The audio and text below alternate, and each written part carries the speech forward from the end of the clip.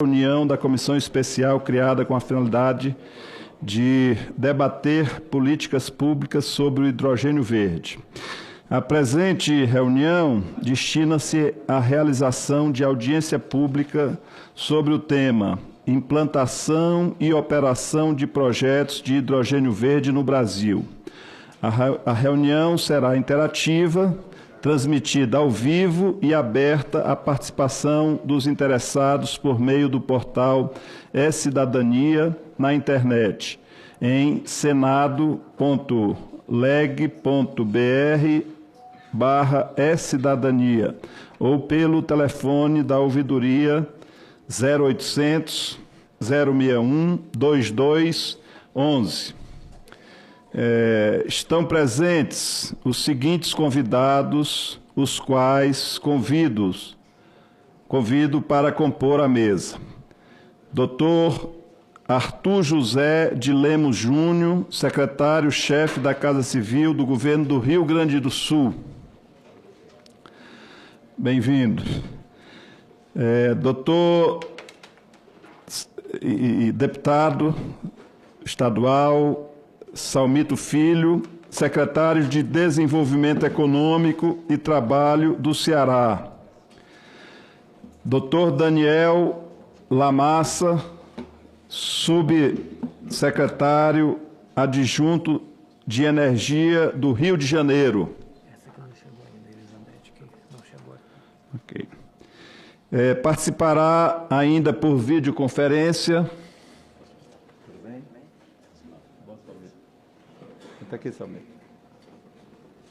Participará ainda por videoconferência o Dr. Guilherme Cavalcante, secretário de Desenvolvimento Econômico de Pernambuco, com quem estivemos e fomos muito bem recebidos na companhia do nosso querido senador Fernando Dueire, em Suape, na última sexta-feira. Eu queria me desculpar aqui pelo atraso, eu estou com uma delegação de visitantes cearenses, os quais convido para assentarem aqui, e para não demorar, ao longo da nossa reunião, faremos a nominata. Então, concedo a palavra inicialmente, 15 minutos, razoável, 15 minutos, para o Dr. Arthur José de Lemos Júnior, secretário-chefe da Casa Civil do Governo do Rio Grande do Sul. Registrando aqui a presença do senador astronauta Marcos Pontes. Registrando a presença do ex-prefeito de Iguatu, meu amigo querido Ednardo. A palavra do Dr. Arthur José. Obrigado, presidente, senador Cid Gomes. Uma satisfação estar aqui representando o Estado do Rio Grande do Sul. Da mesma forma, saúdo o senador astronauta Marcos Pontes e também o senador Luiz Carlos Reis, que há pouco tempo esteve aqui conosco lá do meu estado. Quero também fazer uma saudação especial aos meus colegas secretários do Ceará, Pernambuco, Rio de Janeiro, Salmito Filho, Guilherme Cavalcante e Hugo Leal. Bom, senhoras e senhores, primeiro é uma satisfação nós termos a oportunidade de apresentar aqui no Senado as estratégias do Estado do Rio Grande do Sul para aproveitar o hidrogênio verde como oportunidade, tendo em vista a discussão em âmbito mundial. Antes de adentrar na apresentação, queria apenas tecer alguns comentários. É importante que, e aqui o senador astronauta Marcos Pontes, que foi nosso ministro de Ciência e Tecnologia, com muita propriedade, identifica que nós temos estudos muito aprofundados de uma cadeia de hidrogênio e uma cadeia de hidrogênio verde no nosso país, que não é desta década, mas de décadas passadas e que, infelizmente, por vezes falta de convicção, senador, presidente, acabam ficando sobrestados e a gente acaba perdendo janelas de oportunidade. O ponto positivo é que a gente pode resgatar este conteúdo denso que existe, podemos ali a partir de então avançarmos. Também quero fazer aqui, trazer um elemento. Eu tive a oportunidade de ser conselheiro do nosso CNPE e precisamos, junto ao CNPE, acelerar também o passo com discussões não somente para o hidrogênio verde, mas em outras cadeias. Se o hidrogênio verde entrar na fila de discussão do CNPE, daqui a 30 anos a gente pode estar tendo a primeira planta de hidrogênio verde. Vide a discussão de gás natural, que já vão mais de uma década em discussão para que a gente tenha um mercado robusto, e o Rio Grande do Sul é um estado que padece de ausência deste insumo, deste energético, que acaba prejudicando a nossa economia. Mas, entrando na apresentação, e principalmente então no foco hidrogênio verde, eu não tenho só o passador aqui. Bom, o hidrogênio verde é uma das alavancas da descarbonização. Muito se discute, ele vem na esteira da discussão das mudanças climáticas, e no estado do Rio Grande do Sul a gente, como outros estados, aderiu até 2050 buscarmos a neutralização de carbono, assim como o nosso país assumiu esse compromisso. Então, cada estado fazendo sua parte contribui para que o nosso país consiga avançar. Então, aonde ele se encaixa? Além das medidas que a gente já tem, com eficiência energética, eletrificação, uma matriz energética renovável no nosso país, ele encontra-se, então, já como um nascedouro de carbono neutro, para substituir matérias-primas que efetivamente hoje já estão em utilização na nossa matriz econômica. Seja ela a amônia, e aí vamos utilizar lá no setor primário, seja ela de metanol, onde nós não temos nenhuma fábrica de metanol no nosso país, e a partir do hidrogênio verde, com a cadeia química, a gente pode evoluir e avançar para esses insumos que aqui são demandados. Próximo, por favor.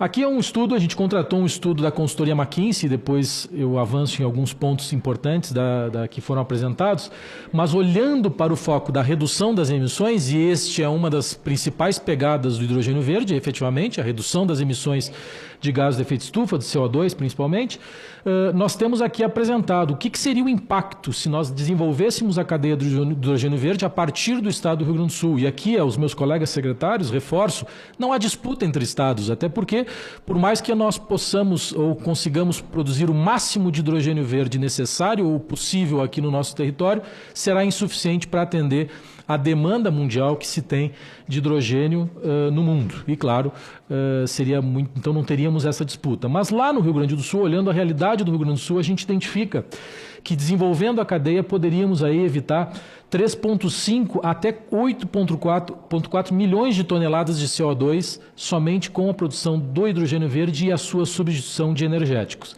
A gente identifica, claro, lá no Rio Grande do Sul são duas grandes frentes de emissões, né? O setor primário, que a gente está alavancando e avançando a partir de estudos técnicos para trazer a realidade nossa aqui, mas o segundo ponto que mais emite CO2 no nosso estado é o transporte rodoviário. A gente tem uma malha rodoviária capilarizada e aqui então está centrado ali com combustíveis fósseis. E a substituição desses veículos ou substituição dessa matriz de carga e de passageiros teríamos a condição, até 2040, evitar aí 2,7 milhões de toneladas de CO2. Aí, como mencionei, a gente tem carros de passageiros, que não é uma variante, até porque tem os veículos elétricos, e então eles convivem. Eu sempre digo, né, a gente tem que defender matriz equilibrada, não acreditar que uma matriz ou um insumo é a solução para toda a matriz. A gente tem que buscar o equilíbrio. E veja que, se a gente olhasse para a exportação, a gente contribuiria aí com o mundo, a partir do Rio Grande do Sul, na redução aí de 4 milhões de toneladas de CO2 ano até 2040. Próximo, por favor. Aqui é interessante, a gente identifica 2025 até 2040, onde está o que é de baixa complexidade para um imediato aproveitamento do hidrogênio verde. Então, as refinarias, elas são de baixa complexidade e ela tem uma capacidade de suportar e recepcionar o hidrogênio verde de forma mais rápida, até porque ela não precisa mudar toda a sua estrutura logística e toda a sua estrutura de produção. Já no que a gente vai, mas ela é também, no nosso estado, ali em torno de 22 toneladas ano de emissões. Mas quando a gente vai para o transporte rodoviário de carga pesada e também de veículos médios, onde tem um maior volume de demanda máxima teórica, a gente identifica que ele tem uma complexidade alta, até porque a gente teria que identificar e substituir toda a nossa malha e pontos de abastecimento e tudo mais, e aí isso sim demanda um planejamento não somente do Estado, concatenado, claro, com o planejamento nacional. E aí, mais no intermediário, a gente tem ali para aquecimento industrial, transporte marítimo, né? O próprio metanol. O Rio Grande do Sul é o maior produtor de biodiesel, senador Cid, do nosso país, e utiliza o metanol na sua cadeia de produção. Então ele chega ao biodiesel só que utiliza combustíveis fósseis para chegar até o biodiesel. Então ele pode começar também a tornar este biodiesel mais verde se a utilizar, a partir do hidrogênio verde, a sua composição para a produção de metanol. Próximo, por favor. Aqui o estado espacializado, então a gente apresenta, né, que para chegar no hidrogênio verde tem que ter uma fonte de energia renovável. A nossa matriz de energia elétrica, a exemplo da matriz brasileira, ela é 80-20, 80% renovável, 20% não renovável. O que nós temos que enfrentar no Rio Grande do Sul é a nossa matriz energética, não a de energia elétrica. Então a gente tem um fator de capacidade em posições importantes, onde a gente tem uma ótima condição de vento para geração de energia eólica, tal qual são os estados do Nordeste, e também temos, dentro desses quadrantes de potencialidade de geração eólica, também fatores bons de capacidade de geração solar. Não tão boas quanto o Nordeste, mas com certeza melhores que em países europeus e que acabam tendo competitividade. Aí a gente sobrepõe este mapa dentro de polos de demandas potenciais. O Rio Grande do Sul hoje tem a sua matriz econômica muito forte no eixo Serra, região metropolitana, e na região sul, mais abaixo, tem ali a fonte de entrada de exportação e importação a partir do nosso Porto de Rio Grande, um dos portos mais importantes do país, que contribui aí com a nossa economia. E a infraestrutura mais à direita, o último mapa que a gente identifica são as usinas elétricas que já são existentes, e a gente tem também, tal qual o nosso país, aí, uma participação importante também das hídricas. Hoje, linhas de transmissão que têm capacidade de escoamento dessa energia e, principalmente, nós temos 10 gigawatts de parques eólicos já licenciados, apenas demandando de um investidor para que invista, mas eles já estão, do ponto de vista ambiental, licenciados. Próximo, por favor. Aqui o estudo da McKinsey demonstra, né, que a gente consegue, em determinados pontos do nosso estado, então a gente consegue identificar, os estudos seguiram a lógica de você tem uma produção de energia, capacidade de produção de energia, você tem um polo industrial, então concatenando todas essas variantes, a gente consegue aí chegar até 2030 com um preço competitivo de produção de hidrogênio verde equiparados aos estados do Nordeste, e a gente compara justamente pela boa capacidade que os estados do Nordeste têm de geração eólica e geração solar concatenada, trabalhando aí numa lógica de 24/7. Próximo, por favor.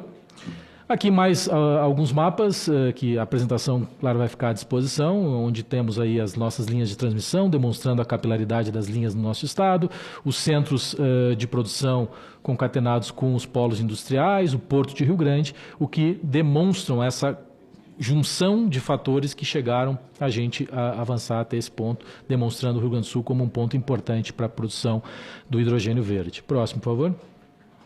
Então, por que no Rio Grande do Sul? O que a gente tem dito, né? Qual é o grande diferencial do estado do Rio Grande do Sul?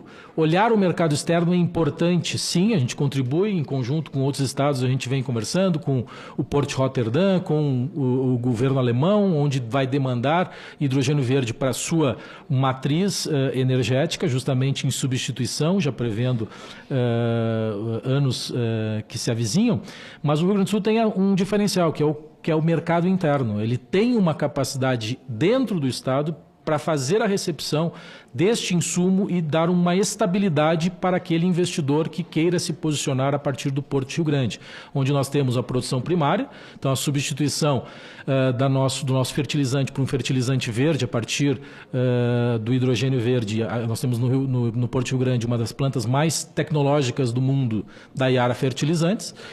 Temos, como mencionei, no transporte rodoviário um grande espaço de expansão para o uso do hidrogênio verde, e a gente identifica aí montadoras internacionais avançando, e principalmente no nosso estado. Aí a gente pega aqui a Marco Polo avançando também nessa tecnologia, daí o transporte rodoviário de passageiros, então contribuindo para que a gente tenha essa demanda. Metanol, como mencionei, e a refinaria. A gente tem um polo petroquímico, um dos mais importantes do nosso país, e também temos 2 refinarias que recepcionariam essa condição para a substituição desse energético. Do ponto de vista logístico, como mencionei, linhas de transmissão, portos públicos, a gente tem os portos do interior, então que podem fazer esse transporte desse material, não através de hidrogênio verde, que hoje, através desse transporte por gás, seria mais desafiador, então através de amônia ou outra forma que se identifique. Então a gente tem uma capacidade de escoamento, um sistema hidroviário invejável no mundo.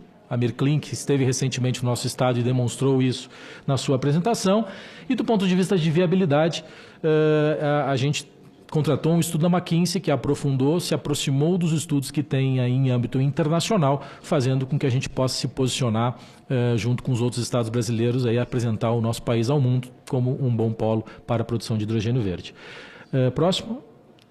Então, quais são os próximos passos? E aí finalizo. É a gente, então, avançar para uma regulação, e aqui é importante, senador, é o que tem nos demandado, e a gente está em compasso de espera, porque se nós avançarmos numa legislação e numa regulação, mas que destoe daquilo que a União, que o governo federal possa avançar, a gente teria que fazer modificações. A gente vai aguardar como é que a União avança nessa discussão, então estamos apreensivos nesse ponto. A gente já está coordenando com os stakeholders no setor produtivo, setor de mercado para recepcionar e produção de energia, para que concatene essa iniciativa. Incentivos financeiros e fiscais, e aqui também chamo a atenção e importância para uma recente PEC que foi protocolada na Câmara dos Deputados, que vem trazer aos estados do Sul e Sudeste um fundo constitucional, justamente para que a gente permita ter condições de financiamento que sejam condizentes para a atração desse investimento. A estratégia de planejamento a gente tem evoluído e o estudo McKinsey é parte disso. E aí, aqui também, mencionando o senador astronauta Marcos Pontes, a infraestrutura e pesquisa e desenvolvimento é primordial para que o país se posicione aí, como um vetor de desenvolvimento dessa cadeia. Muito obrigado.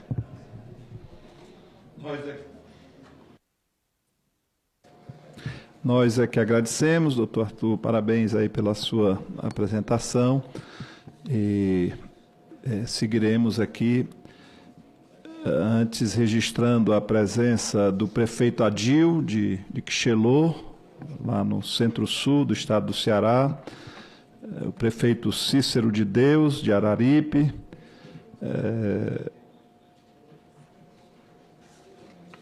ao longo citaremos mais presentes. Passo a palavra agora ao secretário de Desenvolvimento Econômico do Estado do Ceará, Salmito Filho, que é professor universitário, sociólogo, mestre em Planejamento e Políticas Públicas pela Universidade Estadual do Ceará. Atualmente cursa doutorado em Políticas Públicas na Universidade Estadual do Ceará e MBA em Gestão e Governança Pública na Unipasse, sendo todas as formações acadêmicas na área de pesquisa e desenvolvimento. Foi vereador de Fortaleza, tendo inclusive sido presidente da Câmara Municipal por 3 vezes e atualmente é deputado estadual reeleito para o quadriênio 2023 e 2026, ocupando a Secretaria de Desenvolvimento Econômico do Estado do Ceará. A palavra ao Salmito Filho. Obrigado. Bom, muito boa tarde, senador Cid Gomes. Em seu nome eu peço licença para cumprimentar aqui os senadores presentes. Quero cumprimentar aqui os colegas secretários, cumprimentar aqui as demais autoridades, servidores, assessores e a população que acompanha através aí das redes de comunicação. Bom, em primeiro lugar, é uma honra poder estar aqui. O senador Cid Gomes me permita aqui, brevemente, registrar o legado que o Ceará recebeu e ainda desfruta do seu trabalho, da sua liderança, da sua qualidade, como prefeito da sua cidade, Sobral, dentre muitas transformações, a principal de destaque, inclusive nacional e internacional, a educação pública de qualidade municipal de Sobral. Dita não por mim, que sou aliado, que sou admirador, mas pelas universidades que pesquisam o tema, pelos técnicos e as aferições científicas do Ministério da Educação, enfim, pelas fundações, pelas ONGs que militam, trabalham, pesquisam e discutem e debatem a temática tão estratégica que é a educação, especialmente a educação pública no Brasil. Além desse legado extraordinário no município de Sobral, né, no estado do Ceará, quando governou por 8 anos, muitas transformações estruturantes, estratégicas. Nosso estado, que é o que tem a maior escassez de água do Brasil, nos deixou um projeto do Cinturão das Águas, posso aqui afirmar o Cinturão Digital, garantindo alta conectividade em todos os municípios cearenses, dentre muitos outros projetos, obras, né, consolidando o nosso complexo industrial portuário do PECEM, instalando a primeira zona de processamento e exportação do Brasil. Tudo isso em aqui em 1 minuto, 2 minutos, tentando registrar o legado do senador Cid Gomes, quando governou Sobral e quando governou o Estado do Ceará.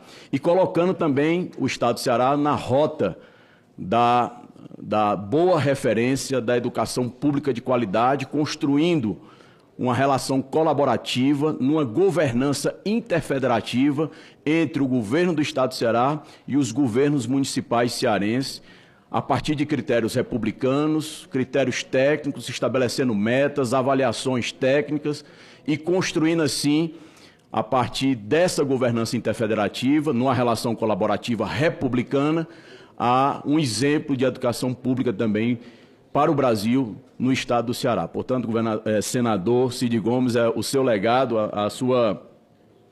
as suas contribuições, para além das ações, dos projetos, dos programas inúmeros, mas aquelas que são estruturantes e estratégicas para o nosso desenvolvimento do nosso Estado e para a nossa população cearense.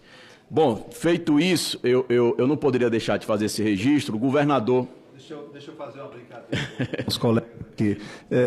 Eu vou agradecer por essas palavras generosas e vou pedir aí que desconte esse tempo para que ele possa efetivamente tratar. Para nós avançarmos no tema, né, do hidrogênio verde, o Ceará não estaria na competitividade que está se não tivesse aí iniciativas de políticas de Estado que nós temos ao longo aí, pelo menos, dos últimos 35, 40 anos no Estado do Ceará, né? Para fazer esse registro, inclusive histórico, que é importante essa afirmação, essa pontuação. Bom, o governador Eumano de Freitas, ele considera, palavras do governador do Ceará, governador Eumano de Freitas, considera as energias renováveis e o hidrogênio verde como sendo algo muito mais do que importante, muito mais do que prioritário, mas estratégico para o Ceará, para o Nordeste e para o Brasil. Por quê? Porque nós estamos falando, e aí, presidente senador Cid Gomes, né, membros desta comissão, colegas secretários, talvez da maior oportunidade econômica, da história econômica do Brasil. Nós estamos falando do Brasil poder ser protagonista,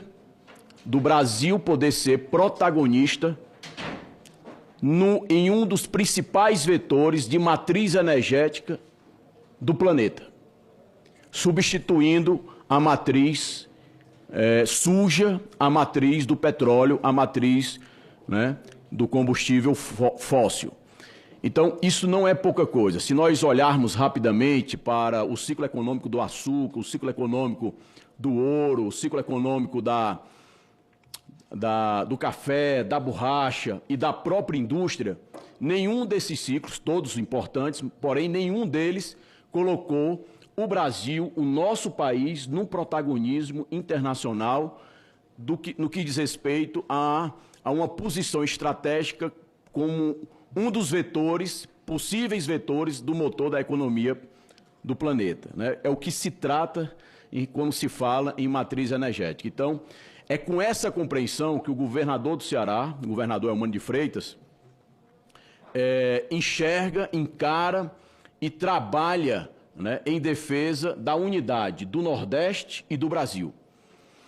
E, para além da fala, que é muito importante, que assume compromisso, também há um decreto do governo do Ceará que toda energia renovável que entrar produzida fora do estado do Ceará, que entrar no Ceará para produzir o hidrogênio verde, tem o mesmo incentivo e subsídio da energia renovável produzida no estado do Ceará, para demonstrar na prática a nossa unidade, a compreensão do governo do Ceará de que o Nordeste e o Brasil precisam estar unidos em torno dessa oportunidade histórica, verdadeiramente histórica. Basta olhar para a história do Oriente Médio antes e depois do petróleo, do ponto de vista de crescimento econômico. Talvez não seja boa referência no desenvolvimento sustentável como um todo, no conceito de desenvolvimento de sustentabilidade econômica, social e ambiental. Mas no que diz respeito ao crescimento econômico, à expansão econômica, né, é incomparável à história ali do Oriente Médio, dos países mais produtores de petróleo, antes e depois da referência do petróleo como referência, como matriz energética principal de combustível para a economia do planeta. Bom, vou pedir por gentileza. Bom, nós temos no Ceará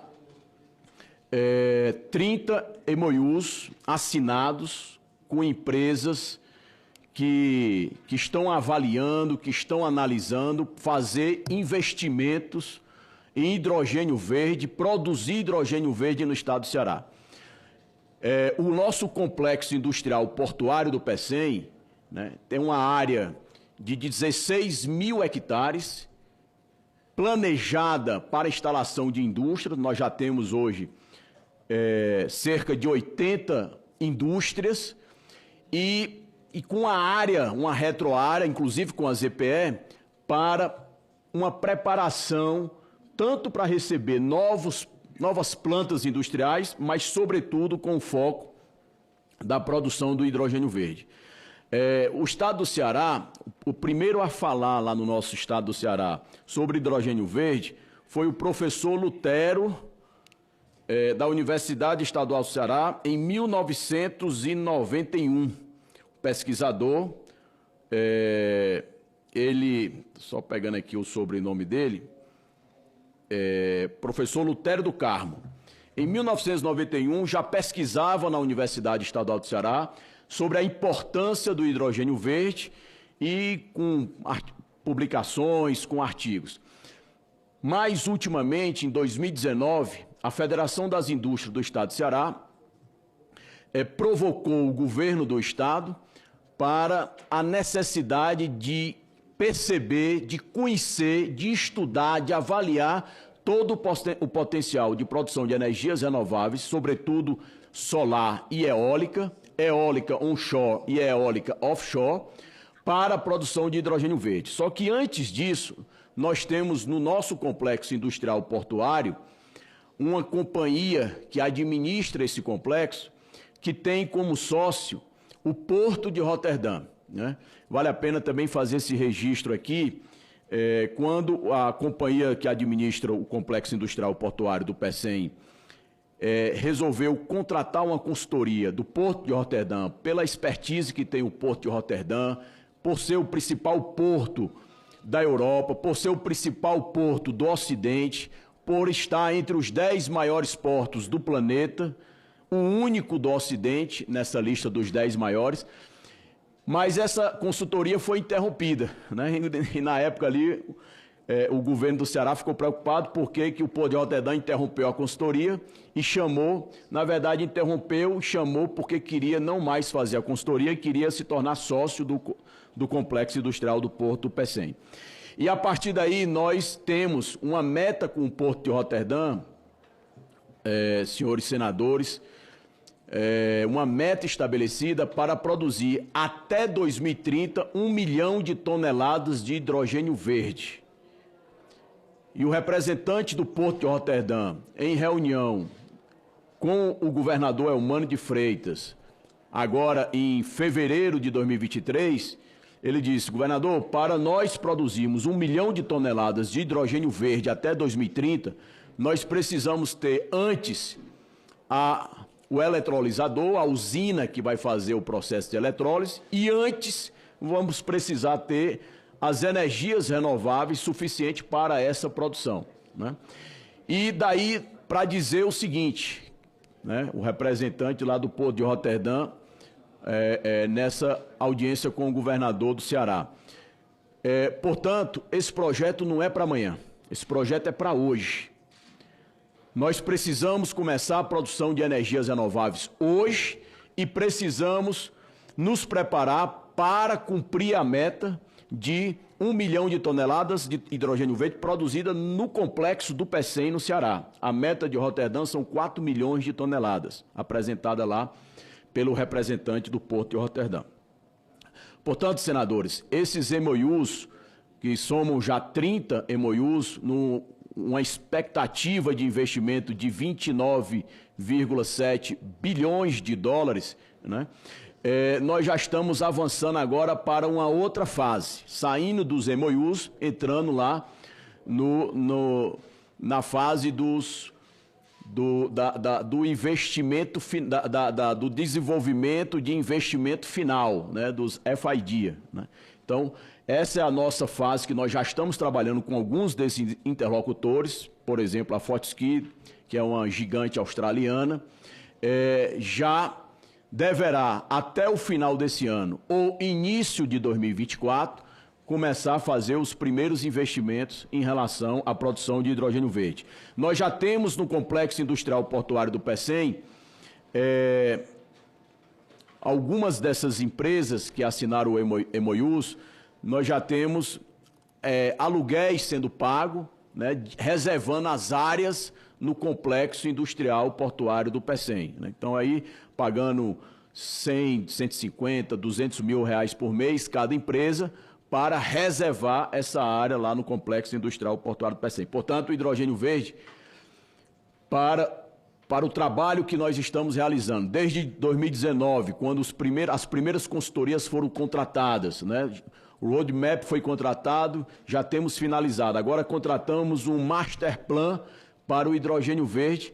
Ele está muito mais próximo da realidade do que nós mesmos imaginamos. E em janeiro agora tivemos a primeira molécula de hidrogênio verde sendo produzida no Complexo Industrial Portuário do PECEM, investimento de uma empresa privada portuguesa, a EDP, que é uma das assinantes de MOUs, e essa molécula, presidente, de hidrogênio verde, é muito mais um projeto piloto para desenvolver aí pesquisa, para ver a competitividade, avaliar, né, como essa produção de hidrogênio verde vai acontecer, no caso, no nosso estado do Ceará.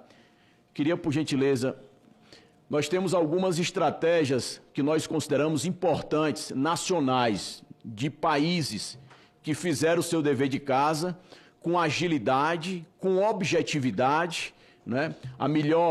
Talvez uma das melhores estratégias nacionais seja a do Japão. Nós gostaríamos de colocar aqui para a comissão poder avaliar bem, estudar, né? O Brasil precisa de um plano estratégico nacional de hidrogênio verde. Por exemplo, o Japão fez com metas objetivas, com recursos, com metas, com prazos e com valores que deverão ser investidos de forma objetiva, de forma concisa. Tem aí o Plano Nacional, né, do hidrogênio verde, na verdade, do caso do Japão é de hidrogênio. Do Chile também é um belo exemplo, um país aqui vizinho nosso, da América do Sul, né, tem um plano nacional de hidrogênio verde, a Estratégia Nacional de Hidrogênio Verde do Chile. Por gentileza, tem a do Uruguai e da África do Sul. Também tem da Espanha, dos Estados Unidos, e essa comissão pode, e não tenho dúvida que pode cumprir um papel importantíssimo de provocar, de chamar o governo federal, o Ministério de Minas e Energia, que nós precisamos avançar no plano estratégico nacional de hidrogênio verde. O governo passado começou esse plano, estabelecendo um prazo de 3 anos. A nossa compreensão, presidente, é que um prazo de 3 anos é um prazo muito longo. O Ceará imagina que em 3 anos já deverá começar a produzir ou se preparar para produzir hidrogênio verde em larga escala, e nós não podemos esperar, né? Eu falo aqui pelo Ceará, mas não tenho dúvida que os demais estados da federação, que têm competitividade, que têm vocação, né, já estão também se preparando. Então, nós precisamos de um plano com agilidade, claro, com qualidade técnica, com estudo, né, que possa fazer uma pactuação nacional nessa perspectiva de uma unidade nacional em torno dessa oportunidade. Por favor, próximo. Bom, o Programa Nacional de Hidrogênio Verde, que começou a ser desenhado, na nossa compreensão, né, precisa de um plano estratégico com visão de futuro, clara, conclusiva e com etapas definidas, com prazos definidos, diretrizes, metas. O Ceará deu uma contribuição que está protocolada no dia 30 de janeiro de 2023. E já para concluir, senhor presidente, por favor, a próximo slide. Aí nós temos o potencial do Brasil para a produção de hidrogênio verde. Tanto o mapa, o potencial para a produção de hidrogênio verde com energia solar, como o mapa do Brasil do potencial para a energia eólica onshore e a eólica offshore. Olha que potencial extraordinário que o Brasil tem do norte ao sul do Brasil. Só para dar um número aqui, certamente os senhores têm esse número, mas é importante a gente registrar. O estado do Rio Grande do Sul, o secretário foi muito cuidadoso com o tempo, mas com certeza ele tem esse número. Eu estive lá em Porto Alegre com o governo, num bom diálogo com o governo do estado, com a secretária Marjorie, e num evento que o próprio governador participou. O estado do Rio Grande do Sul tem hoje 22 projetos em processo de licenciamento no IBAMA de energia eólica offshore, que somos 58 gigawatts, esses 22 projetos. O estado do Ceará tem 22 projetos, também aguardando lá em processo de licenciamento do IBAMA, que somam 56,5 gigawatts. Estou dando só exemplo de 2 estados. O estado do Rio de Janeiro também tem, o estado do Pernambuco, o estado do Rio Grande do Norte, enfim, vários estados brasileiros. Mas esses 2 estados, Rio Grande do Sul e Ceará, se esses projetos forem licenciados, todos eles forem licenciados, se todos eles forem instalados, esses 2 estados poderão receber de investimento privado cerca de 56,5 mais 58 gigawatts, nós vamos para 114 gigawatts de capacidade de produção de energia eólica offshore. Para instalar e gerar 1 gigawatt de energia eólica offshore, a previsão do mercado hoje é de 2 bilhões de dólares. Então, em números redondos, nós estamos falando de um provável investimento de mais de 1 trilhão e 100 bilhões de reais, fazendo referência a um vetor da energia renovável para produzir hidrogênio verde, que é a energia eólica offshore em 2 estados. Então, nós estamos falando, as cifras são colossais, a oportunidade é colossal, a oportunidade é histórica e o Brasil não pode perder competitividade. Só para fechar, por gentileza, como nós não podemos perder competitividade, a consultoria apresenta, a McKinsey & Company, que o preço deverá cair da produção e da venda da energia solar, né?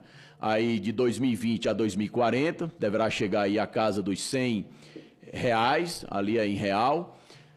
A eólica, né, deverá chegar aí perto de R$100 também, R$103, tudo isso para buscar a competitividade da produção do hidrogênio verde aqui brasileiro, produzido no Brasil. Por gentileza, só. Antes de falar da oportunidade híbrida que nós temos no estado do Ceará, bom, já fazendo aqui referência rapidinho, pronto, por favor, por gentileza. Não dá para falar de produção de energia, né, de energia renovável para produzir hidrogênio verde sem ter o transporte dessa energia, as linhas de transmissão. Então nós temos já aquele vazio de linha de transmissão no estado do Ceará, já vai ser solucionado no próximo leilão, que deverá ser anunciado aí pela agência reguladora, que vai apresentar aí essa proposta dessa linha que vem do Piauí e que vai suprir parte desse vazio que nós temos em linha de transmissão, portanto, garantindo aí mais distribuição aí das energias renováveis produzidas no estado do Ceará. Bom, para fechar, agradecendo, pedindo desculpa aqui em relação ao tempo, mas os Estados Unidos estão, o Tesouro norte-americano vai investir para subsidiar o hidrogênio verde, $3 para cada 1 quilo de hidrogênio verde. Por que que os Estados Unidos vão fazer isso, né? A sua história. É o Estado cumprindo o seu papel para estimular e garantir a competitividade do hidrogênio verde lá produzido nos Estados Unidos. Então, a nossa mensagem principal do governo do Ceará, do governador Eumano de Freitas, é de unidade nacional, de urgência para tratar desse tema. É um tema que pode ser, talvez, a maior oportunidade da história econômica do Brasil, sem desmerecer todas as outras demais fontes, o próprio hidrogênio sem ser verde, o gás natural, enfim. E 30 anos na história de um país é um piscar de olhos, né? E nós estamos falando, na verdade, não é de 30 anos. No Ceará, nós estamos falando de uma meta de produção de 1 milhão de toneladas de hidrogênio verde com um parceiro, que é Roterdã, para 2030, que é daqui a 6 anos e 7 meses. Portanto, senhor presidente, nosso hidrogênio verde brasileiro tem que ter competitividade e essa é uma oportunidade para o Brasil. Gerar mais emprego, mais renda e mais receita privada para a sociedade e mais receita pública para o Estado brasileiro executar boas políticas públicas. Muito obrigado, senhor presidente.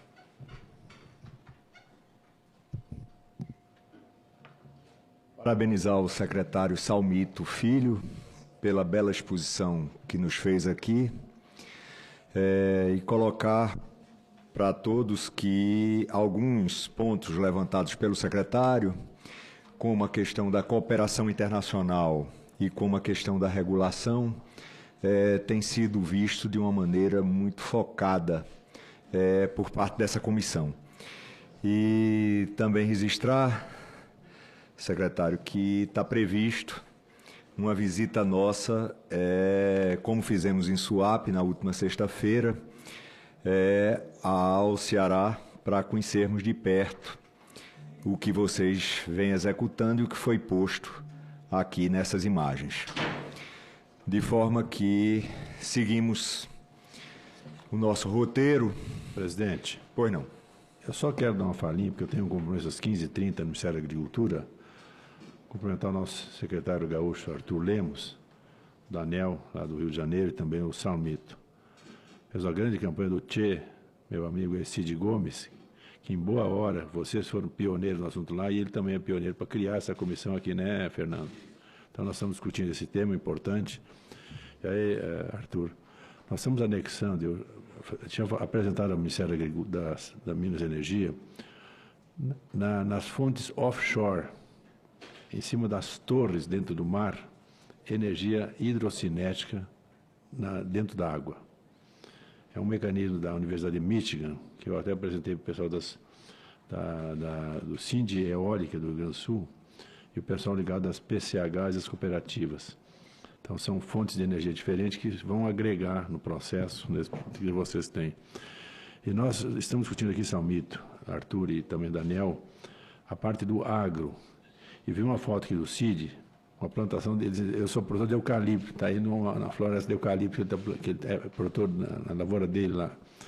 E também nós trouxemos aqui, já a gente pediu que viesse, o pessoal ligado ao eucalipto, etanol de eucalipto, milho, também o pessoal ligado à cana-de-açúcar. Um outro potencial que o Brasil tem, além dessas outras fontes alternativas, pode ser fantástico na área do agro. Eucalipto, milho e também cana-de-açúcar, né? Inclusive o Cid é produtor. Então a gente agrega essas questões todas aí, porque é extremamente importante. Vocês falam Porto de Pecém, respeito. Rio Grande, respeito. Também o Porto Rio de Janeiro. Nós temos um portinho que estamos fazendo no Rio Grande do Sul e lá vai entrar também, chama-se Porto Arroio do Sal. Pode botar na rota de vocês futuramente, Salmito. Nós vamos entrar em um porto que deve sair uns 3 ou 4 anos e vai entrar nesse processo também, viu? Então vamos falar no Porto de Arroio do Sal, junto com o Rio Grande, Pecém, e vocês já ligaram também, acho que o Porto de Paranaguá, né? Vou acrescentar mais um, que é o Porto do Arroio do Sal. Nós estamos sonhando, mas vai sair do papel. Obrigado a vocês, parabéns a você, Salmito. Também ao Arthur, e não posso ouvir agora o Daniel, mas...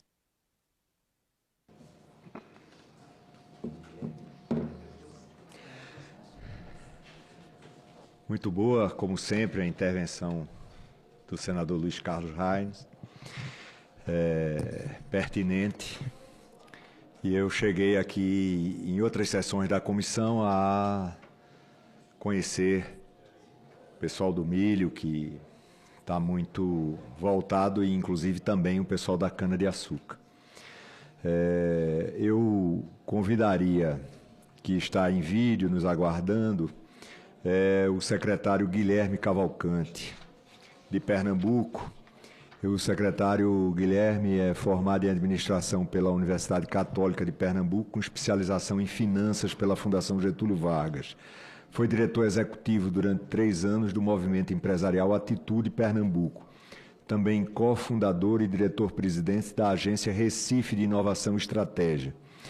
CEO da Companhia de Participações do Centro de Estudos e Sistemas Avançados do Recife, o CESA, e presidente da Agência de Desenvolvimento Econômico de Pernambuco. Portanto, secretário Guilherme, a palavra está com Vossa Senhoria. Senador Fernando Dueire, senador do Estado de Pernambuco, meu amigo de longas datas e companheiro de boas batalhas pelo desenvolvimento de Pernambuco. Folgo em dizer que há mais de 20 anos. Então, registrar aí a alegria de tê-lo presidindo nesse momento a sessão, e aí, em seu nome, cumprimento o amigo Cid Gomes, e agradeço mais uma vez pela visita generosa que fez aqui ao Estado de Pernambuco, em nome dessa comissão, e a forma como compartilhou conosco toda a experiência dele de governador e tudo aquilo que foi construído no Ceará a partir do período que ele teve à frente. Eu reforço as palavras do Salmito, não vou repeti-las, mas quero dizer que as endosso integralmente. O grande senador Cid, fica aí meu abraço para ele também. E como eu vi transitando ao fundo das imagens enquanto aguardava aqui o Marcelo Lopes e o Glaucio Ribeiro, queria saudá-los também, em nome deles, saudar toda a equipe do Senado que está com a barriga no balcão aí nesse tema do hidrogênio verde. Agradecer também mais uma vez a visita que recebemos. Eu não trouxe um PowerPoint, gente, me farei breve. Hoje a gente acordou mais uma vez num Recife alagado, já vítima reincidente dos efeitos de mudanças climáticas, e algo que a gente não deve ver melhorar num curto prazo. Então, o nosso compromisso com a descarbonização da economia como um todo, ele é mais do que uma escolha estratégica, é uma necessidade de sobrevivência aqui na cidade do Recife, sua região metropolitana. Então, reforçar que é nessa perspectiva que a gente sobe nesse debate e sobe nessa mesa para conversar. Queria saudar meus colegas secretários, fazer uma saudação especial ao Daniel, em nome de quem peço que leve um abraço ao Hugo Leal, que ontem assumiu a presidência do Fórum Nacional de Secretários de Minas e Energia. Lá em Pernambuco, a Secretaria de Desenvolvimento Econômico é quem toca o tema da energia, mas compomos também aí o fórum, e aí peço aí ao amigo Daniel que leve a Hugo nossa saudação e mais uma vez os parabéns por assumir a presidência aí desse grupo. Minha fala vai ser breve, gente, mas eu queria voltar e reforçar alguns dos pontos que foram colocados. O Arthur Lemos foi muito feliz na descrição do roadmap, né, dos tempos, de como essa pequena revolução que nós vamos ter no setor energético, ela se espraia pelo mundo. E na perspectiva de Pernambuco e da forma como nós estamos olhando a nossa estratégia, o roadmap é muito semelhante ao apresentado pelo Arthur. E reforço o ponto que ele colocou da necessidade de termos ações de curto prazo, e reforço as palavras do meu colega Salmito, que diz: esse é um negócio para hoje, né? Isso está claro, e a gente tem visto como é que esse tema vem se desenvolvendo no mundo. A Salmito encerra a fala dele falando dos incentivos propostos pelo governo americano, e existe um conjunto amplo de proposições colocadas sobre o ato de combate à inflação é até interessante, né, que lá o projeto de combate à inflação dele tem uma componente de ambiental e de produção de energia e incentivo à energia renovável gigantesca nos Estados Unidos. E aí, reforçando o ponto, mais uma vez, do que o Salmito colocou, nós estamos diante da maior oportunidade econômica da história do país, isso é irrefutável. E aí o apelo que nós fazemos a essa comissão e a todos que debatem o tema no Brasil é o apelo que já foi feito pelos meus dois colegas que falaram, é de tratar o tema como um projeto de país, como uma estratégia daquilo que pode, de fato, revolucionar os anos vindouros.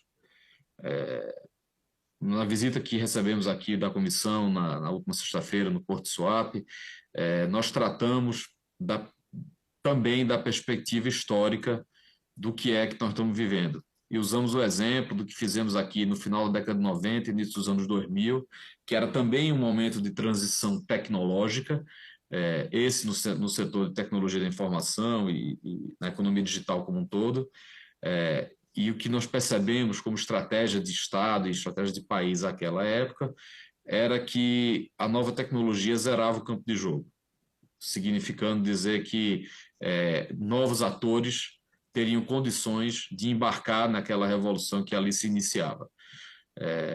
É desse mesmo período, por exemplo, o investimento que o Estado do Ceará fez na sua infraestrutura lógica, que foi citado aqui pelo Salmito, e que hoje é o grande hub de entrada de conectividade do país com o resto do mundo, né? Então, foram movimentos feitos naquele momento que antevinham movimentos que vinham pela frente e que sustentaram o crescimento de diferentes regiões do país, adentrando em setores que não eram tradicionalmente os setores daqueles estados, daquelas economias. Acho que o Arthur é muito feliz ao colocar quando ele coloca que já tem territórios no Rio Grande do Sul licenciados para receber novas plantas de energia eólica. E esse é um ponto que a gente considera crítico. Aqui no estado de Pernambuco, mas lá no Complexo Industrial Portuário de Suape, nós vivemos um ciclo há mais ou menos um pouco mais de 10 anos, 15 anos, da implantação de uma nova refinaria, da implantação da indústria naval, e tudo aquilo à época, eu lembro que pesando à mesa todos os diferenciais competitivos que apresentávamos como destino, o que terminou fazendo a diferença na escolha dos investimentos foi o licenciamento ambiental prévio do complexo industrial portuário de Suape como um todo. Então, nós já tínhamos toda a parte de meio ambiente licenciada, prevendo uma indústria que viria a existir no futuro. E isso fez uma diferença muito grande, e é essa mensagem que eu queria deixar registrada aqui. Nós temos uma oportunidade única de ter um projeto de país que une a todos os brasileiros em torno do ideal de liderar a revolução do hidrogênio verde, de liderar a revolução da energia limpa no mundo. Esse ideal nos coloca todos do mesmo lado na disputa por um mercado que é um mercado global, e nos dá a oportunidade de ouro de lançar aqui agora as bases de como vamos desenvolver essa indústria aqui no país. Pela parte de Pernambuco, nós estamos apostando no desenvolvimento de um ecossistema que traz diferentes elos da cadeia, mas principalmente focado no desenvolvimento tecnológico. O que apresentamos aqui à comissão foi a forma como pretendemos fazer algo dessa natureza. Acompanhei com muita alegria e curiosidade e uma pontinha de inveja, viu, Salmito? Quando vocês botaram para funcionar lá o protótipo da EDP, mas estão de parabéns, acho que é por aí mesmo. E queria reforçar para o final essa mensagem de união e integração. O governador Elmano do Ceará, na última reunião dos governadores do Nordeste, bateu muito nesse ponto. A governadora Raquel Lira, do estado de Pernambuco, bateu muito nesse ponto. A gente tem tido, principalmente no tema da energia, a gente tem tido aqui um alto grau de alinhamento. A gente vem numa defesa radical do olhar para o setor como um olhar estratégico de país e de uma defesa de políticas públicas, de um regramento que permita o florescimento da produção de energia limpa ainda mais em todo o país, mas naturalmente que sustente as condições que hoje estão estabelecidas para o crescimento desse setor na região Nordeste. Não posso deixar de registrar que da última vez que estive no Ceará, meu medo era encontrar um torcedor do Ferroviário, né? Porque o meu Sport perdeu esse ano para o Ceará, ano passado Fortaleza. Esse ano eu tive o luxo de ser zonado pelo governador do estado de Ceará, então, e pelo senador, né? Então não foi nada trivial. Então morro de medo de encontrar um torcedor do Ferroviário, que deve ser a próxima final que a gente vai perder. Mas tirando essa rivalidade, eu reforço aqui a nossa união, meus amigos, e a minha gratidão por poder participar desse momento histórico que a gente está compartilhando e nosso compromisso de cumprir o nosso papel subnacional como Estado, mas principalmente de cidadão brasileiro. Obrigado, Guilherme.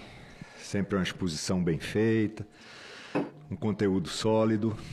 Agradeço muito a sua colaboração e estamos mesmo vivendo um momento histórico. Tive a oportunidade, no decorrer de minha vida pública no Executivo, de me ver em encruzilhadas áridas, difíceis, e com o tempo verificar que foram marcos de profundos registros de fazer e trilhar histórias. Gostaria de agradecer a sua exposição, ao tempo em que convido o secretário de Energia, adjunto do Estado do Rio de Janeiro, Daniel Lamassa, para fazer sua exposição, antes registrando que o Daniel, ele é engenheiro de petróleo pela PUC do Rio de Janeiro, possui mestrado internacional no Oil and Gas Trading Management pela Regent Universidade de London. Possui pós-graduação em gerenciamento de projetos pela FGV e tem muita experiência profissional na área de energia, tendo trabalhado na empresa de consultorias e em empresa de transporte que utiliza gás natural liquefeito, GNL, como combustível. Portanto, agradeço sua presença e passo a você a palavra. Boa tarde a todos. Primeiramente, gostaria de agradecer o convite. Queria saudar o senador Fernando Aire. Queria saudar também o senador Cid Gomes, o senador astronauta Marcos Pontes e o senador Luiz Heinze. Queria também saudar meus colegas aqui de mesa e toda a audiência. Estou aqui representando o governador Cláudio Castro e também o secretário, que é deputado federal, Hugo Leal, que infelizmente teve um compromisso urgente, teve que voltar para o Rio de Janeiro. Estava aqui em Brasília, mas teve que voltar para o Rio de Janeiro. E agradecer as palavras do Guilherme. É exatamente isso. Ontem o secretário ele foi votado como presidente do Fórum Nacional dos Secretários de Minas e Energia. É muito importante que vai ser mais uma voz para os estados na área energética. E dito isso, também é interessante dizer que esse ano foi criada a Secretaria de Energia e Economia do Mar. Energia, como eu vou mostrar um pouco, o Rio de Janeiro ele é o hub energético do país. Além disso, na parte de economia do mar, faz todo sentido porque no Rio de Janeiro nós produzimos petróleo e gás offshore, além de toda a capacidade portuária e de estaleiros, que eu vou comentar rapidamente também. Eu queria também fazer não é um disclaimer sobre a apresentação, um spoiler, mas aqui a gente está conversando sobre hidrogênio verde. Sabemos que é o futuro, é o que nós queremos, mas a gente tem que passar antes, temos capacidade para passar por outras rotas ou outras cores de hidrogênio, além do verde, para chegar no verde. Passa, por favor. O estado do Rio de Janeiro ele é o maior produtor de gás natural do país, com quase 71% de toda a produção, e tem a segunda maior malha de distribuição de gás natural. Isso vai ser importante. Por favor. Além disso, de acordo com a EPE, que é a Empresa de Pesquisa Energética, que é um braço vinculado ao MME, existem 3 rotas que podem ser estudadas, sendo que uma delas, a Rota 3, já é uma realidade, já está em fase final de construção para chegar no município de Itaboraí, do Rio de Janeiro, que é o antigo Comperj, que é o polo chamado de Polo Gaslub hoje em dia, chegando com 21 milhões de metros cúbicos de gás por dia. Essa obra ela está com previsão de término no final do ano que vem. Então é quase, a gente colocando aí quase um terço, um quarto do que o Brasil tem de demanda de gás por dia. Além disso, existe a Rota 4B, que é um campo da Equinor. A Rota 4B poderia chegar no Porto de Itaguaí, com 16 milhões de metros cúbicos de gás por dia. A Rota 5B, que foi anunciada semana passada pela empresa de energia norueguesa Equinor, chegando com 14 milhões de metros cúbicos de gás por dia. E além, mais para o futuro, a Rota 6B, levando um gasoduto de escoamento até o Porto do Açu, com 12 milhões de metros cúbicos de gás por dia. O gás natural ele é considerado combustível da transição. A própria União Europeia já votou que o gás natural é um combustível verde. Então, o estado do Rio de Janeiro, assim como o Brasil, tem todo o potencial de se reindustrializar através do gás natural. Passa, por favor. E quando a gente fala de gás natural, como estamos conversando sobre hidrogênio, a gente pensa no hidrogênio azul. O que é o hidrogênio azul? Quando você faz a eletrólise da água através do gás natural e você captura o carbono. Por que o hidrogênio azul é uma realidade que pode acontecer principalmente no estado do Rio de Janeiro? O maior produtor de gás, temos uma malha já de gasodutos de distribuição. Ele comparado ao hidrogênio cinza, que é o mundo hoje em dia faz, que é o hidrogênio através do carvão ou através do próprio gás natural, mas sem a captura de carbono. Então ele tem menos emissões, ele tem um custo competitivo. Hoje em dia o hidrogênio verde, como eu comentei, a gente quer chegar lá, é o nosso futuro, é a nossa meta. Mas hoje em dia o hidrogênio azul ele tem um custo competitivo em comparação ao hidrogênio verde. Tem a questão da sinergia com as novas rotas, como eu mostrei, as rotas de escoamento. E tem a questão da uma mão de obra que hoje em dia já é existente no estado do Rio de Janeiro, não só no estado, mas no Brasil. O Brasil, ele, como eu comentei, a gente utiliza muito gás natural, menos do que nós gostaríamos, mas utiliza bastante, então tem uma mão de obra. Tem a questão do CO2 capturado, pode ser utilizado para a indústria de ração, indústria alimentícia, indústria de bebidas. Além disso, ele pode ser reinjetado em campos depletados, são campos que não estão mais em produção, na bacia de Campos, ali na frente do Norte Fluminense do Rio de Janeiro. Então, você pode reinjetar. Lógico que precisa de estudos técnicos, mas é uma opção. Tá? Passa, por favor. Na cadeia de hidrogênio, hoje em dia, que nós já temos no Estado, temos um decreto estadual que estabelece um fórum estadual para combate às mudanças climáticas. E, além disso, como já comentado aqui pelos colegas, todos os estados estão fazendo também decretos para que os estados virem carbono neutro até certo ano. No Rio de Janeiro, é até 2050. E, como comentado também pelo secretário Arthur, existe uma demanda reprimida na parte de refinarias e petroquímicas, porque hoje em dia a refinaria ela produz o seu próprio hidrogênio, então ela tem um custo a mais, esse custo a mais é repassado para todos nós. Então, com o hidrogênio mais limpo, você consegue reduzir o custo dessa refinaria, além de colocar um prêmio verde nesses produtos. Vale a pena comentar que o barril de óleo produzido no pré-sal brasileiro é um barril de óleo que tem as menores pegadas de carbono do mundo. Enquanto a média mundial está em 30%, o barril por exemplo, Campo de Tupi é 16%. Então, a gente brinca que a última gota de petróleo produzida no mundo vai ser do pré-sal brasileiro, porque temos um prêmio verde que o resto do mundo não tem. Passa, por favor. Além disso, o hidrogênio, agora não só falando do hidrogênio azul, ele precisa de certas infraestruturas que o estado do Rio de Janeiro hoje em dia já possui.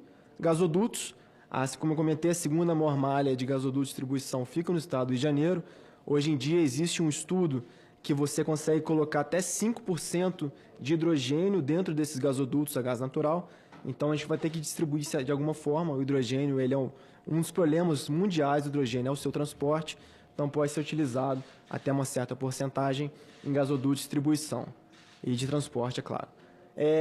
Linha de transmissão, porque se você for gerar essa energia através do hidrogênio, como o secretário Salmito comentou, existe um gargalo de linhas de transmissão no país, mas o estado do Rio de Janeiro, como ele está perto do centro de consumo, já existe uma linha de transmissão, ou linhas de transmissão já bem robusta, então isso é um diferencial do estado. E estocagem, que também você precisa ter estocagem para o hidrogênio. voltando ao ponto que é necessário para o hidrogênio, o Estado do Rio de Janeiro tem rodovias interligando o Estado a Minas Gerais, São Paulo, Espírito Santo, então você consegue ir para o sul do país, para o Nordeste e para o Centro-Oeste. Portos, como estamos comentando de portos aqui, temos estados que têm os maiores portos do país, Pecém, Suape, Porto de Rio Grande, mas nós temos o maior porto privado da América Latina, que é o Porto do Açu. Só para curiosidade, o Porto do Açu tem um tamanho de quase 2 Manhattans, ou seja, tem uma retroárea imensa que você consegue colocar vários tipos de indústrias diferentes. Além disso, o Porto do Açu ele tem um projeto de se transformar num porto verde, então vai ser um porto que vai utilizar energias renováveis para sua industrialização, e é um porto que está entrando no corredor, chamado de Corredor Verde. Corredor Verde são rotas marítimas onde vai se utilizar combustíveis de baixa emissão ou combustíveis mais sustentáveis, como o metanol, que pode ser utilizado, pode ser produzido através do hidrogênio. Além disso, uma outra curiosidade, o estado do Rio de Janeiro, apesar de ser o terceiro menor estado da federação, tem 15% de todos os portos do país e 50% de todos os estaleiros do país. Então, a indústria naval do Rio de Janeiro é uma indústria naval potente, que está ressurgindo, está crescendo, não só para a eólica offshore, que vai precisar de embarcações, isso é uma falta mundial, não é falta só do país quando começar, mas também para descomissionamento e desmantelamento de plataformas de petróleo e gás que vão ser necessárias. Só um adendo sobre isso, só a Petrobras nos próximos 5 anos vão ter que descomissionar 26 plataformas na Bacia de Campos e Bacia de Santos. É um investimento de 9 bilhões de reais que pode ir para esses portos e estaleiros do estado do Rio de Janeiro. Aeroportos, Rio de Janeiro também tem 4 grandes aeroportos e ferrovias. Já existe uma ferrovia interligando a Minas Gerais, uma a São Paulo e uma ferrovia que foi anunciada pelo Ministério de Infraestrutura do governo passado, que é a EF-118, que é a Estrada de Ferro 118, que vai interligar o Porto do Açu ao Espírito Santo, e se você for seguindo, você vai até o Centro-Oeste. Por que essa ferrovia é importante? Porque eu vou falar mais para frente, é a questão dos fertilizantes, que vai ser utilizado através também do hidrogênio. Passa, por favor. Na parte de eólica offshore, o estado do Rio de Janeiro hoje em dia está aí no top 3, junto ao Rio Grande do Sul, junto aos estados do Nordeste também. Então, o Rio de Janeiro tem um potencial muito grande. Já existem 9 projetos em fase de licenciamento no IBAMA, com quase 28 gigas de potência instalada. E esses projetos são um pouco... o valor é um pouco mais tímido que o Ceará e também que o Rio Grande do Sul, mas são quase 80 bilhões de dólares. É muito dinheiro. Então, infelizmente, a gente sabe que não vão ser todos os projetos que vão sair, que vários estão sobrepostos, mas saírem 3 projetos para cada estado, tá bom para todo mundo. Isso aí já é muito dinheiro, investimento na veia. Passa, por favor. E a cadeia dos fertilizantes. Existe um estudo do Simprefert, que é o Sindicato das Indústrias Fertilizantes, que hoje em dia o Brasil ele importa quase 90% de todos os fertilizantes, principalmente os nitrogenados, e o Brasil poderia ter hoje em dia 4 plantas de fertilizantes. Dentro dessas 4 plantas, 3 poderiam estar no estado do Rio de Janeiro. Por quê? Primeiro, precisamos de infraestrutura portuária. Como eu comentei, temos o Porto do Açu, além de outros grandes portos que podem utilizar essa infraestrutura portuária. Cabotagem é algo também que a gente pode ser utilizado. Segundo, matéria-prima, gás natural, uma das matérias-primas principais, principalmente para o fertilizante nitrogenado, é o gás natural. Terceiro, infraestrutura ferroviária, porque você vai transportar esse fertilizante através pode ser de ferrovias. Com a EF-118, vai colocar o Rio de Janeiro no mapa da agricultura, porque você vai subir com os fertilizantes para o Centro-Oeste e vai descer com os grãos para exportação. Então, hoje em dia, a rota, quando chega um navio cargueiro no Brasil, ele passa Santos, Paranaguá e depois sobe para os outros portos. O Porto do Rio de Janeiro está num processo de reforma de calado, que vai ser o único porto do Brasil que vai conseguir receber o navio 365, que é o maior navio cargueiro do mundo, colocando então o Rio de Janeiro na linha de frente para recebimento de carga. Então esse é um outro ponto que a gente pode depois exportar esses grãos. Além disso, no ano passado, 2021, a gente tinha um problema muito grande sobre a questão tributária do fertilizante, porque você importava fertilizante, você não tinha imposto, para você produzir nacionalmente você pagava 8% de imposto. O Estado do Rio de Janeiro, através da Secretaria de Desenvolvimento Econômico da época, a Secretaria de Fazenda, com a Secretaria de Fazenda de Sergipe, capitanearam no CONFAS para você mudar o convênio CONFAS 197, que você mudou essa tributação. Então, desde 2021, a cada ano, sobe 1% do imposto importado, desce 1% do imposto nacional. Em 2025, vai ter uma isonomia de 4%. Então, você consegue trazer uma competitividade maior para a cadeia de fertilizantes no país. E, falando de hidrogênio, o que a gente pensa hoje em dia? A commodity mais procurada no mundo hoje em dia é a amônia verde. A amônia verde é quando você utiliza o NH3, e se o H3, o H2 seria de um hidrogênio verde. Então, a gente consegue produzir um insumo agropecuário, né, um fertilizante, que o mundo inteiro está querendo. Então, não só para uso interno, mas também para exportação. Então, a cadeia de fertilizantes ela anda de mãos dadas com a cadeia de hidrogênio no país. Passa, por favor. O futuro da cadeia do hidrogênio, parcerias, com certeza, todos os estados têm que estar de mãos dadas, assim como a cadeia de eólicas offshore.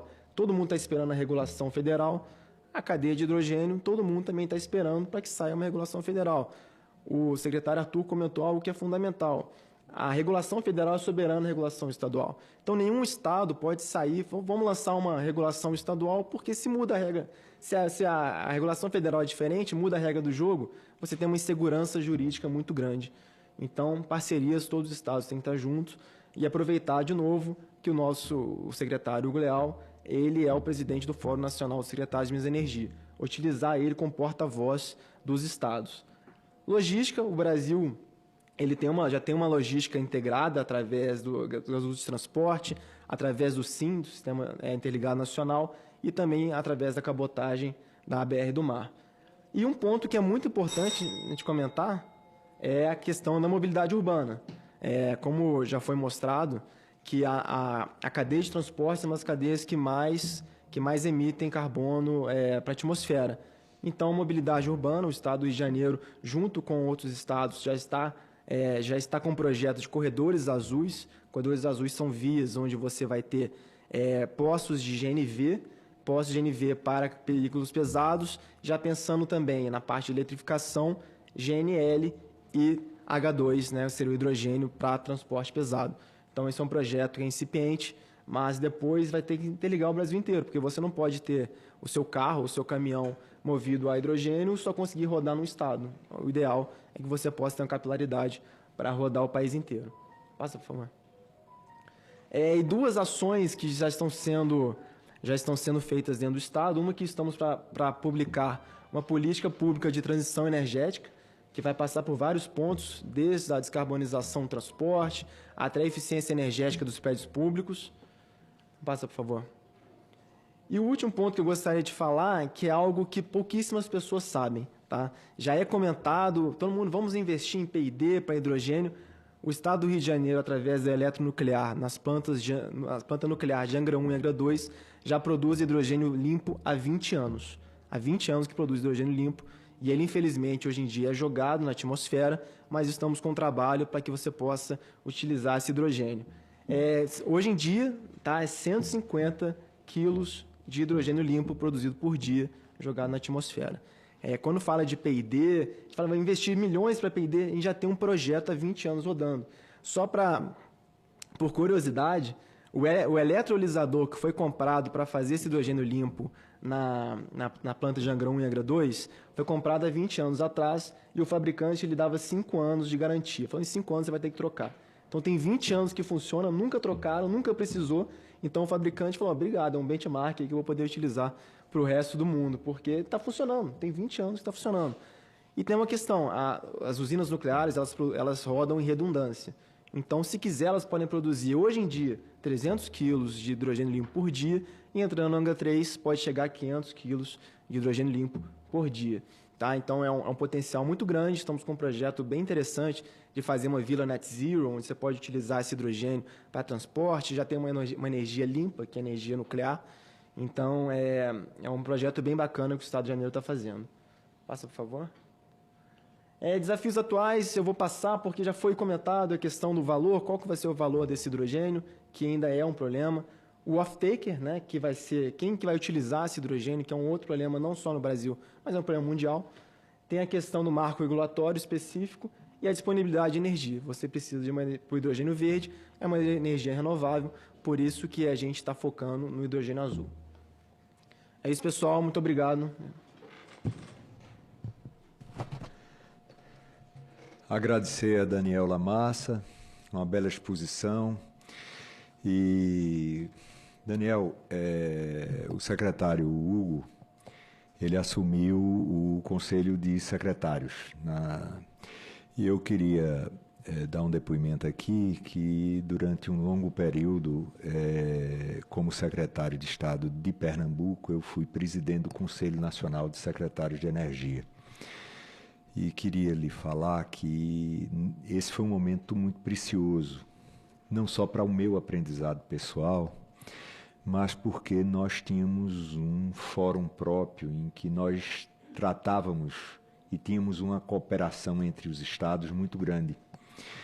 Isso criou uma condição virtuosa de nós nos ajudarmos. Em função disso, o governo federal, percebendo essa dinâmica, nos convidou para integrar o Conselho Nacional de Política Energética. E de 3 em 3 meses nós nos reuníamos em diferentes estados, inclusive com presença de ministros, nós chamávamos, eles iam, e de forma que os estados puderam trabalhar de uma forma virtuosa com a União, com o governo federal. E também muito em cooperação entre eles. Eu acho importante esse registro, porque o secretário Hugo, eu acho que tem toda a condição de exercer esse papel, que é um papel muito importante, considerando inclusive as questões regionais de um país continental como o Brasil. Te agradeço muito a exposição. Pois não?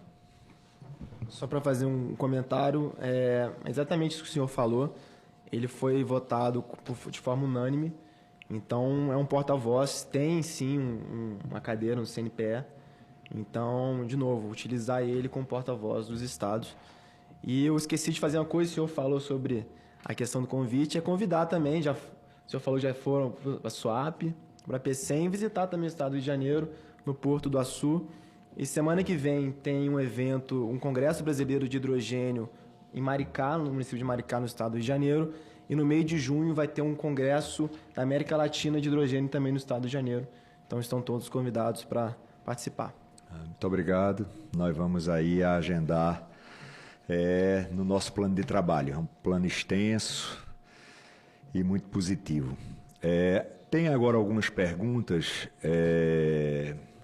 do E-Cidadania, então, brasileiros que estão nos escutando em diferentes locais do país, e eu gostaria de dividir com vocês a resposta. Fred Almeida, do Pará. Quais as perspectivas para a criação de uma cadeia produtiva de hidrogênio verde no Brasil? Como o Ceará pode se projetar nesse mercado? Secretário Salmito, com a bola. Bom, senhor presidente, a pergunta do Fred Almeida ela é o nosso objetivo aí principal, né? Como nós podemos vislumbrar, nos preparar e atrair toda essa cadeia produtiva. O Ceará nós temos um número, nós já temos, por exemplo, a indústria de turbina eólica, né?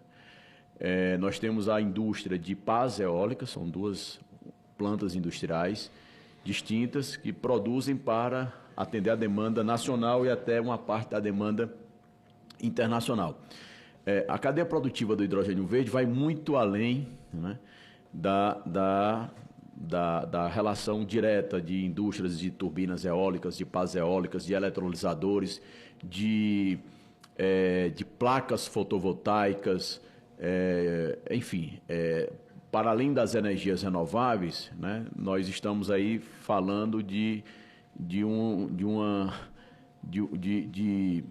cadeia que, na nossa estimativa, inclusive coincide com a do Rio Grande do Sul, imagino que não é muito diferente com o estado de Pernambuco, com os demais estados do Nordeste, estado do Rio de Janeiro.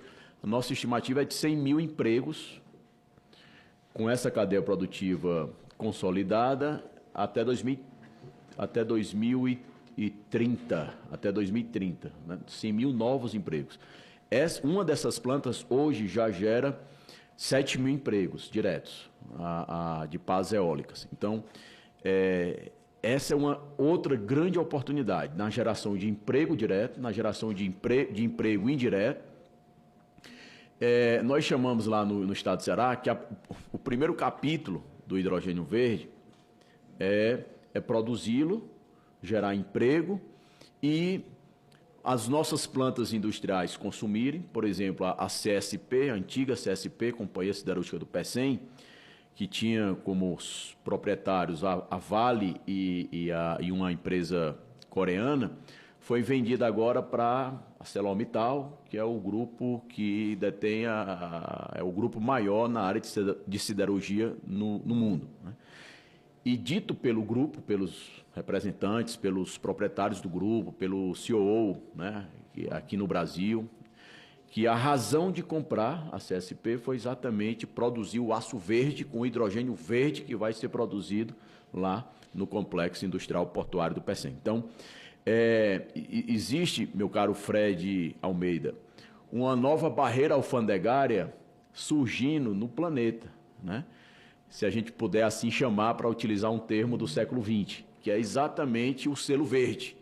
Então, o produto que tem e que terá o selo verde será um produto que entrará com muito mais facilidade nos mercados, especialmente da União Europeia, do Reino Unido, né, para não citar outros mercados. Então, sabemos que a União Europeia é um dos principais mercados do mundo, da economia global, e já existem acordos e tratados até para impedir, né, com o processo aí de descarbonização. Portanto,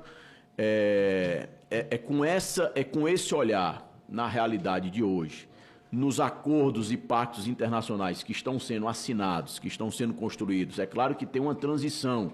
Nós estamos numa transição acentuada. A própria guerra da Rússia na Ucrânia acentuou essa transição, uma vez que a Europa se deparou por não ter uma fonte, né, nem de petróleo, nem de gás natural. Então, está comprando gás muito mais caro dos Estados Unidos, né?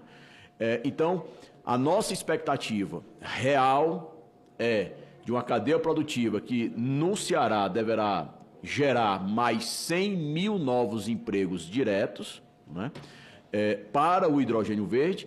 Então, no primeiro capítulo está isso, o consumo do nosso parque industrial. No segundo capítulo, a exportação do hidrogênio verde, o Ceará e o Brasil se tornarem exportadores dessa nova commodity, desse combustível verde, e isso significa mais divisas para o Brasil, isso significa mais recurso para o Brasil, para a economia brasileira. E o terceiro capítulo, presidente, para terminar, é exatamente atrair as indústrias. Atrair os parques industriais, porque agora combinando com a nova barreira alfandegária aí do selo verde, né? Então, se de fato isso vingar, né, prosperar, e eu não acredito que não irá deixar de prosperar, portanto, a tendência 2025, 2030, 2035, 2040, a gente fala assim, pensa que é longe, presidente, mas não é. Eu me lembro quando eu era presidente da Câmara Municipal de Fortaleza em 2009, 2010, nós traçamos um planejamento para 2020, achava tão longe, né? E nós já estamos em 2023. Então, e o Porto de Roterdã faz um planejamento para os próximos 70 anos, né? Então, o mundo verdadeiramente desenvolvido, não só com crescimento econômico, se planeja e faz planejamento a curto, médio e longo prazo. Portanto, esse terceiro capítulo muito nos interessa. Ao Brasil, atrair plantas industriais. Até que ponto, né, a Alemanha vai ficar comprando, importando hidrogênio verde, né? Quem sabe a gente não recebe uma planta da Mercedes ou da BMW no Brasil, lá, ou no Rio Grande do Sul, ou em Pernambuco, ou no Rio Grande do Norte, ou no Rio de Janeiro, ou no Ceará. Então, Aqui eu estou, assim, citando de forma mais metafórica, mas essa é uma realidade que deverá acontecer, porque a indústria precisa de uma fonte, de uma matriz energética, por exemplo, para os navios, para o transporte rodoviário, né? O transporte de carro particular deverá ser elétrico, né? Segundo aí os técnicos, né? Com a tecnologia que tem hoje. Mas para transporte rodoviário, ferroviário e naval, deverá também ser a fonte, né, hidrogênio verde, ou hidrogênio azul, ou hidrogênio rosa, ou hidrogênio cinza, ou hidrogênio marrom, né? Mas a nossa expectativa, de fato, é de uma transição energética por duas razões principais. A primeira, de proteção do planeta, né? E a segunda, para nós brasileiros, uma vantagem competitiva ímpar, como a gente falou aqui na fala, fez registro na fala inicial, da oportunidade, talvez, a melhor da história econômica do Brasil. Obrigado. Vou provocar o Daniel com a pergunta não é específica com relação ao Estado do Rio de Janeiro, mas acredito que você possa contribuir.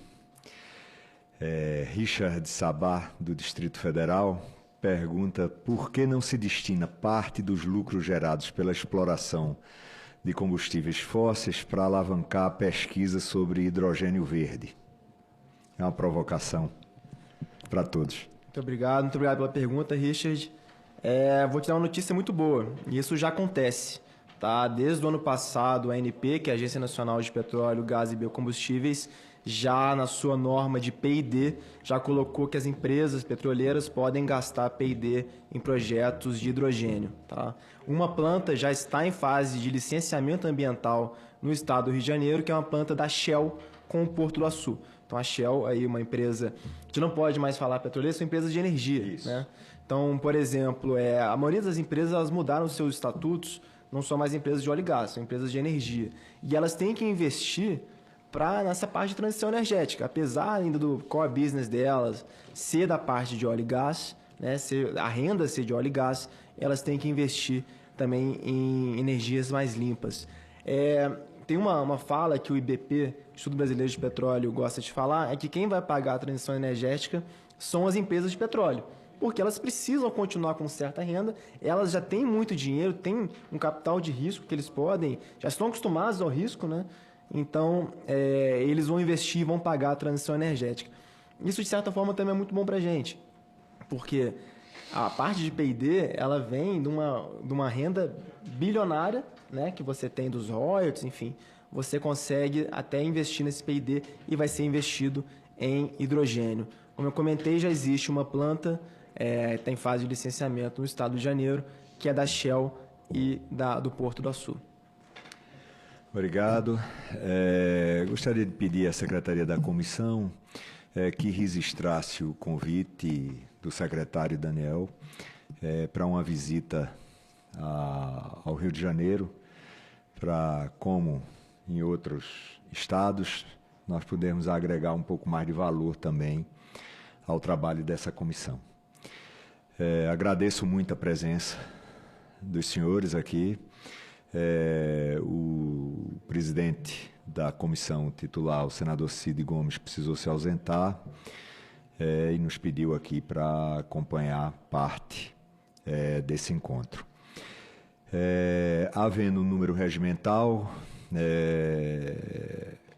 coloco em votação as atas da segunda, terceira e quarta reunião, solicitando a dispensa de suas leituras. Os senhores senadores e senadoras que os aprovam permaneçam como se encontram. As atas estão aprovadas, nada mais havendo a tratar. Agradeço muito a presença de todos e declaro encerrada a presente reunião. Muito obrigado.